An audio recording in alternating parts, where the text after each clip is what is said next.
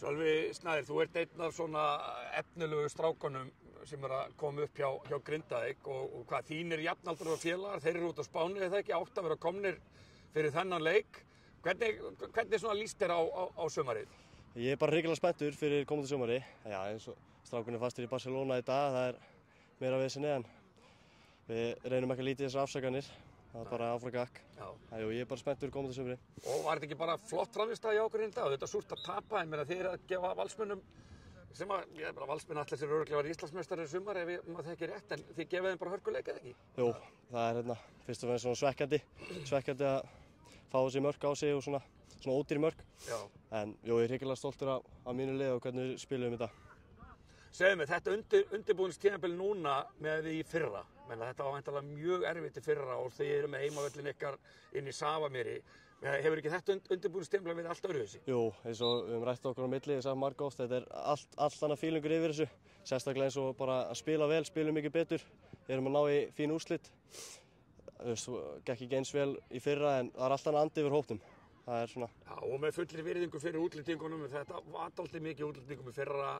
Og maður svona hefur á tilfinninguna að það sé betra að fá kannski bara frekar unga Íslendinga efnilega sem vilja bara virkilega koma til þess að spila og annað. Er ekki dálítið svona annar bragur yfir þessu núna? Jú, það svolítið henni. Það svona að við erum að fá leikmenn, 7-8 leikmenn úr öðrum heimsálfum. Það svolítið...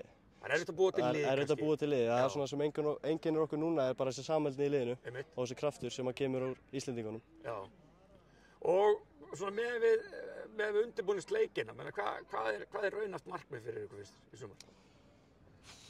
Það er erfitt að segja til, þetta er náttúrulega svo jöfn deild og allt það sko, en þó við tölum ekki það, þá er það alltaf svona aftan í haustum að komast í umspili, en samt reynum við ekkert að horfa eins mikið í töfluna og byggjum frekar á frammistöðum. Já, nákvæmlega, alveg eins og Haraldur Árni sagði, þið viljið bara ná góðum frammistöðum og ef það skilar eitthvað góðu þá var það bara frábært. Já, það er bara plús sko. Já. En hvað með þín markmið, hvað ertu gamall? Ég er að vera 17 í sumar.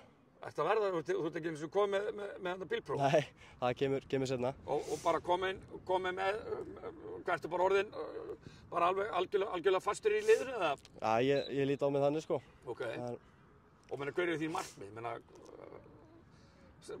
Allar að stefna bara út fyrir landstefnuna? Það er náttúrulega alltaf bara fyrst og fremst að bæta sig sem leikmaður. Já. Bara innan sem utan vallar og svo bara sjá hvort það tekur mann. Já.